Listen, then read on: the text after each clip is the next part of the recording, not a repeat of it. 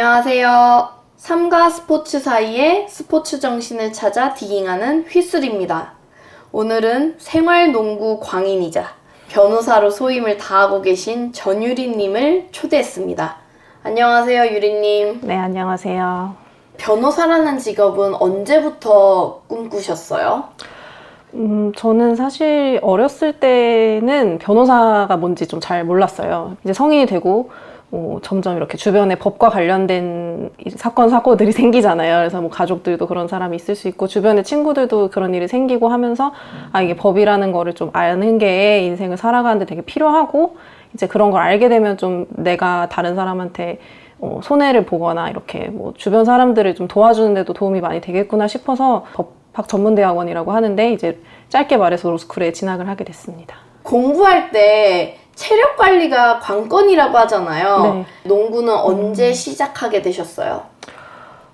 일단 정말 처음으로 돌아가면 저는 어렸을 때 이제 초등학생 때 같은 반 남자애들한테 농구를 잠깐 배웠었어요. 근데 이제 그걸 이제 같이 배운 여자애 친구들이 있었는데 걔네들이랑 이렇게 농구를 하기 시작한 거예요. 근데 뭐 룰도 없고 그냥 세 명이서 이렇게 막 몰려다니면서 하는데 이제 그게 너무 재밌어서 정말 하루도 빼놓지 않고 아침에 일찍 가서 1시간씩 운동장에서 농구하고 그랬었거든요. 그래서 농구 정말 재밌다라고 생각을 했는데 이제 중학교에 올라갔는데 제가 여중에 가다 보니까 그 농구를 같이 할 수 있는 친구가 없는 거예요. 이제 같이 하던 애들은 다 다른 중학교로 찢어지고 그렇게 조금씩 잊고 살다가 한 3년 전쯤에 우연히 이제 인스타그램에서 돌핀즈를 발견을 한 거예요. 그래서 뭔가 여성 코치님한테 또 배울 수 있고 또 여성분들이 같이 수강자 중에 굉장히 많다고 하니까 좀 용기도 생기고 그러면서 이제 시작을 하게 됐던 것 같아요. 거의 농구를 좋아하게 된 뒤로 20여 년 정도 흐른 후 진짜 찐 농구인으로서 네. 지금 다시 시작하신 거네요. 맞습니다. 농구의 어떤 요소가 유림님을 이렇게 매료시키는 것 같으세요? 몰입을 할 수 있는 게 저는 참 좋은 것 같아요. 그래서 페이스가 빠른 운동이잖아요. 그래서 어떤 다른 생각을 할 필요 없이 정말 오로지 거기에 뭔가 집중을 해서 시간을 보내고 그러고 나면은 뭔가 조금 달라져 있는 것 같은 느낌이 들어요. 제가 이제 그전에는 막 어떤 현실에도 찌들어 있고 막 졸리고 힘들고 뭐 그런 게 버겁다가 이렇게 완전히 다른 세상에 잠시 다녀오고 나면은 뭔가 되게 못할 것 같고 자신 없었던 일들도 좀 괜히 또 할 수 있을 것 같은 새로운 마음도 들고 그래서 되게 저를 어떻게 보면 좀 정신적인 면에서 이렇게 씻어주는 것 같다는 느낌을 되게 자주 받아서 이제 조금 간지러운 표현일 수 있는데 저는 저한테 농구가 약간 종교 같은 존재인 것 같다고 얘기를 하거든요. 그러니까 그게 뭐 어떤 다른 의미가 있는 게 아니라 저한테는 정말 그런 역할을 하는 것 같아서 되게 그런 점이 매력이라고 생각을 하고 제가 좋아하는 농구 관련 다큐멘터리 중에 이제 넷플릭스의 라스트 찬스 유니버시티라는 다큐가 있는데 거기서도 근데 그 선수가 그런 얘기를 하더라고요. 이제 농구는 자기한테 테라피라고 모든 생각을 다 씻어준다 이런 얘기를 하는데 이게 나만 느끼는 게 아니라 농구를 하는 잘 모르는 이제 외국의 다른 사람들도 느끼는구나 이게 정말 농구의 매력이구나 라고 생각을 했던 것 같습니다. 아니 농구에 이렇게 정착할 수 있었던 결정적인 이유가 있었을까요? 지금 생각나는 건 크게 두 가지인데 이제 하나는 혼자서도 할 수 있고 여럿이서도 할 수 있고 이게 저는 정말 오래 운동을 하기에 되게 적합하다고 생각을 했어요. 제가 이제 취미 중에 마작을 하는 취미가 있는데 4명을 모아야지 할 수 있거든요. 마작은. 마작은 4명이 꼭 4명이 모여야 돼요? 네, 그래서 진짜 하기가 힘들어요. 그게 4명을 모으는 게 힘들고 근데 이제 스포츠도 사실 마찬가지인 게 사람이 일정 이상 필요하다고 하면은 내가 아무리 좋아해도 그거를 사실 꾸준하게 하는 게 힘들거든요. 또 혼자서만 하게 되면은 뭐 혼자서 하는 또 재미도 있지만 다른 사람이 있어서 이렇게 내가 좀 하기 싫거나 실증을 느낄 때도 또 새로 리프레시가 되는 부분이 있는 것 같아요. 근데 농구는 사실 혼자서 연습할 수 있는 부분도 정말 무궁무진하고 또 함께 즐길 수 있는 부분도 많거든요. 그래서 저 같은 경우는 혼자서 연습도 하고 그게 또 같이 연습을 하는 데에 좋게 작용을 하고 거기서 배운 걸 또 혼자서 연습하는 데 활용하기도 하고 또 그 과정에서 주변에서도 되게 많이 도움을 주잖아요. 그러니까 그런 좀 상호작용이 굉장히 운동을 오래 지속할 수 있게 하는 원동력인 것 같고요. 이제 그 모든 근간에는 이제 제가 또 좋은 선생님과 팀원들을 만났기 때문도 저는 굉장히 크다고 생각을 해요. 그래서 저도 이제 농구를 뭐 많이는 아니지만 좀 하면서 주변에 농구를 좋아하는 사람들을 만나서 얘기를 해보면 어떤 사람한테 배우느냐, 또 어떤 사람들과 농구를 하느냐가 그 농구를 어떻게 느끼는지를 굉장히 크게 작용을 하는 것 같거든요. 근데 제가 또 처음에 굉장히 운이 좋게도 너무 훌륭하신 코치님과 이제 팀원들을 만나가지고 그 덕분에 뭐 여태까지 오지 않았나 그렇게 생각합니다. 변호사라는 직업에 장점이 있나요? 사실 저도 해보기 전까지는 명확하게 몰랐던 것 같아요. 이게 어떤 직업인지 몰랐는데 이제 막상 해보니까 일반 사람들이 생각하기는 막 일이 많고 뭔가 막 재판에 가고 되게 막 돈을 많이 벌고 이렇게 사실 생각을 하는데 되게 뭔가 전문가일 것 같고 이렇게 하잖아요. 근데 이제 물론 전문가인데 되게 좋은 거는 모든 분야의 전문가가 될 수 있는 거예요. 그러니까 내가 어떤 분야든 간에 이거에 전문가가 되고 싶어 하면은 어느 분야든 항상 법이라는 건 있잖아요. 예를 들면 스포츠면 스포츠와 관련된 법도 있고 뭐 계약 관련된 매니지먼트, 에이전트 뭐 이런 여러 가지가 있을 수 있죠. 음악이 되면 음악도 이런 가수들 계약, 퍼블리싱 계약 뭐 이렇게 한다든지 그러니까 제가 관심이 있는 어느 분야든 간에 사실은 법은 연관이 되어 있어요. 그래서 이게 저는 이제 만약에 직업을 좀 고민을 하고 있는 10대들이 있다고 하면은 변호사가 굉장히 괜찮은 직업이다. 뭐 이게 되기 위해서 여러 가지 어려운 부분은 있지만 되게 좋다고 생각을 하는 게 특별하게 뭔가를 꼭 하고 싶은 게 없는 사람이라면 일단 변호사가 되고 그 다음에 뭔가 직업을 탐색을 했을 때 갈 수 있는 방향이 굉장히 넓은 것 같아요. 어느 직업을 하더라도 되게 어떻게 보면 특수한 분야를 시작을 하게 되면 그걸 바꾸기가 어렵잖아요. 근데 이제 변호사는 일단 한 뭐 20대, 빠르면 20대, 30대쯤 변호사가 되게 되면 충분히 어떤 인생에 대한 경험이나 숙고를 해본 다음에 아, 이제 나는 이런 분야의 변호사가 되고 싶다. 아니면 이런 기업에 가고 싶다라는 거를 좀 늦게 선택을 할 수 있고 그러다 보니까 좀 직업 선택의 폭이 굉장히 자유로운 것 같아서 그런 점이 제일 장점이라고 저는 생각이 되는 것 같아요. 요즘 미국에서는 뜨거웠던 NCAA가 이제 막을 내리고 거기에 슈퍼스타는 이미 아시겠지만 케이틀린 클라크라고 이제 여자 스테판 커리라고 불릴 만큼 3점 슛을 잘 넣는 선수가 등장했잖아요. 네. 혹시 그 NCAA 경기도 좀 챙겨 보셨나요? 그 경기는 봤어요. 그 LSU랑 아이오와 8강이었나요? 이제 작년에 결승전에서 리매치로 되게 화제가 돼서 그 경기는 이제 봤던 것 같습니다.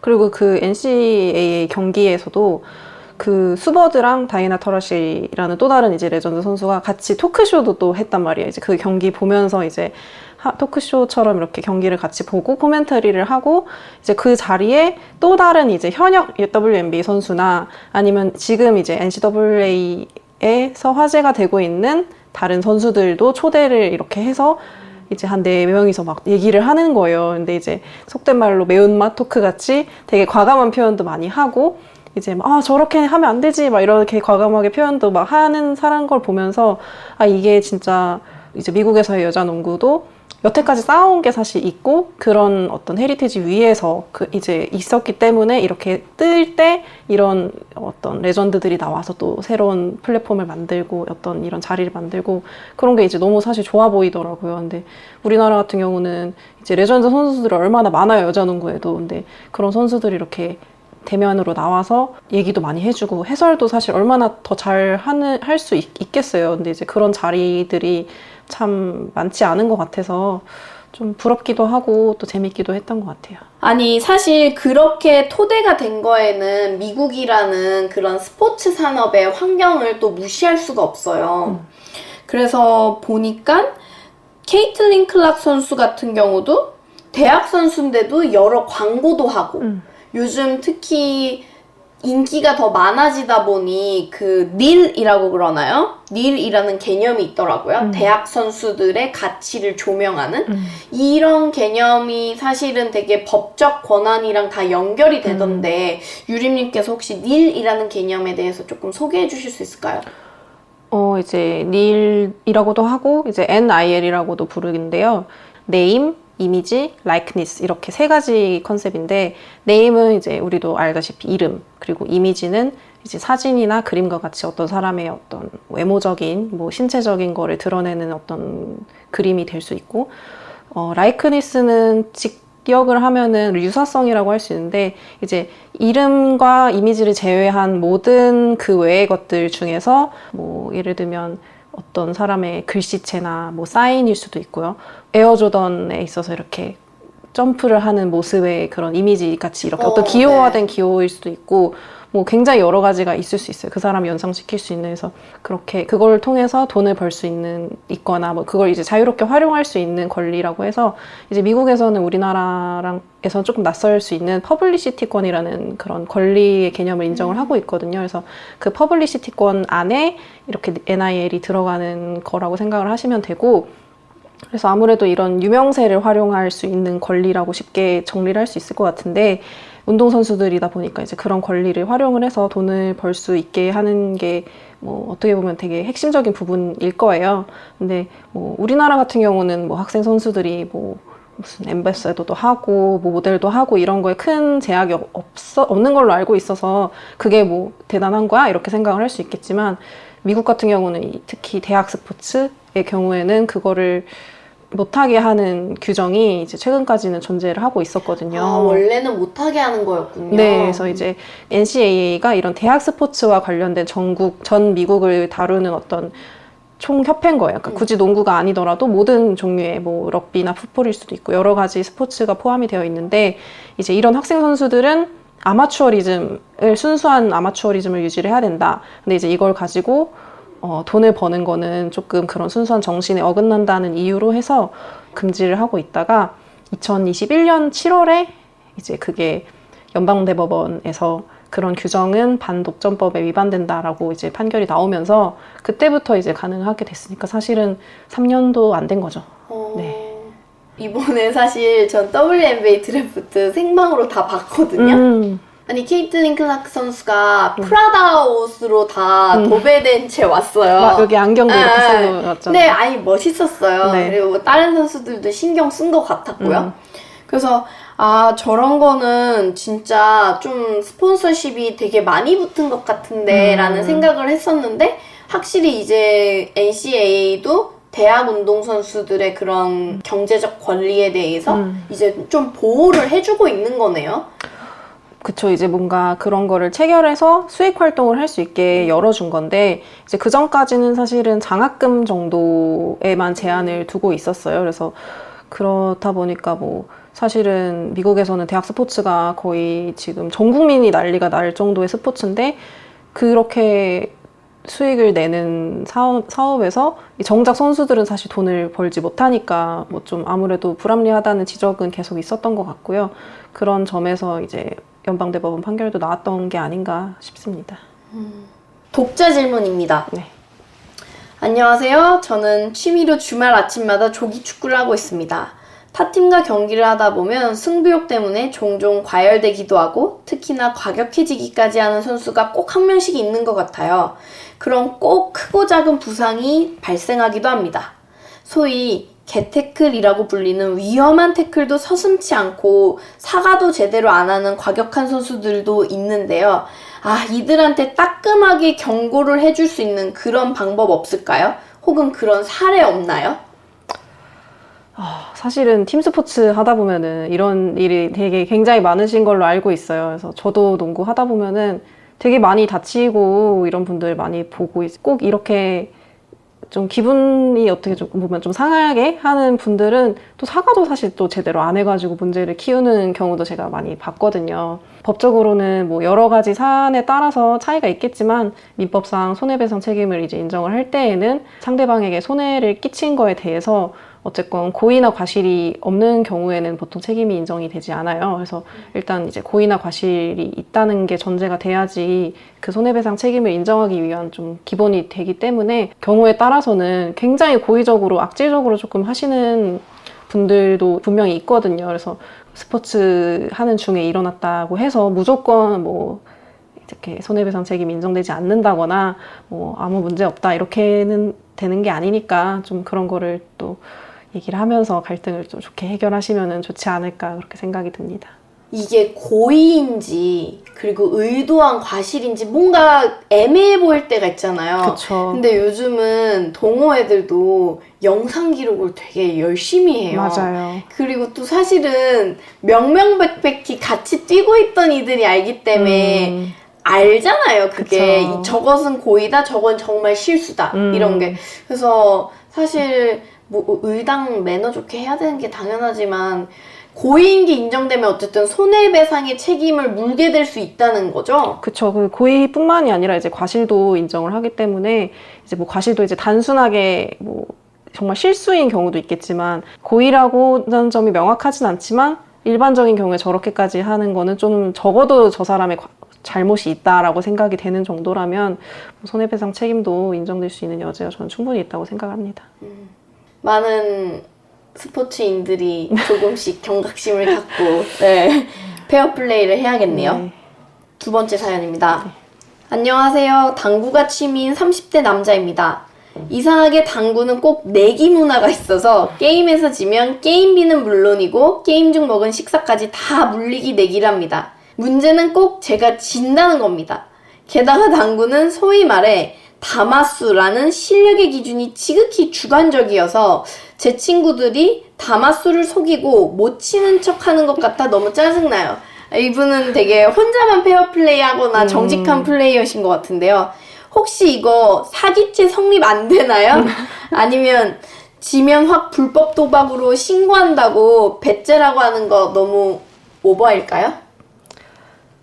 심정은 사실 너무 이해가 되지만 이게 또 다른 것 같아요. 시작할 때는 다들 재밌으니까 하자 하고 이렇게 막상 또 돈을 내야 되거나 이런 상황이 오면은 좀 여러 가지 생각이 드는 게 어떻게 보면 또 인지상정인 것 같고 저도 보면 어렸을 때 이제 집에서 고스톱 같은 거 많이 치잖아요. 그래서 그러면은 제가 어릴 때부터 그런 승부욕이 엄청 강해가지고 한 5살 땐가 가족들이 다 같이 고스톱을 치는데 제가 좀 크게 질 것 같았던 거예요. 그래서 이렇게 담요를 확 엎었어요. 판을 엎었어요. 야, 이거 진짜 대단하다. 근데 5살이니까 얼마나 어려요. 그러니까 어린 마음에 그러고 저도 사실 그때가 기억이 나요. 그러니까 점점점 이제 폐색이 짙어지면서 막 이렇게 마음이 막 끓어오르는 그게 있는 거예요. 근데 이제 문제는 그게 거의 20년이 넘게 지났는데 아직도 놀림받고 있거든요. 그래서 참 그때 성질을 쳐봤으면은 이렇게까지 후회하는 일이 없었을 텐데라는 생각이 들고 뭐 그런 좀 사안은 다르지만 이 입장에서 생각을 해보면은 뭐 사실 재미 삼아서 다들 뭐 재미있자고 이렇게 내기하는 거에 뭐 크게 뭐 그런 것까지 이제 불법이라고 규정을 하는 거는 무리한 측면이 있는 것 같아요. 근데 이제 금액적인 부분에서나 뭐 아니면은 사행성이나 이런 불법 도박의 측면이 너무 강하게 되면 사실은 그거는 이제 더 이상 취미의 영역이 아니게 되기 때문에 좀 그런 부분까지는 안 가시도록 하는 게 사실은 좋겠죠. 근데 이제 기본적으로는 좀 서로 다들 이렇게 즐겁게 할 수 있게 하시는 게 좋을 것 같고 이제 그런 법적인 판단을 조금 제껴놓고 생각을 하면은 사실 그거를 문제 삼는 사람이 아무도 없다면 다들 그건 또 취미의 영역에 남을 수 있는 건데 법적인 테두리 안에서 즐기시는 게 제일 안전하지 않을까 생각합니다. 지금까지 농구 광인이자 변호사로 소임을 다하고 계신 유리님과 대화를 나눠보았습니다. 감사합니다. 감사합니다.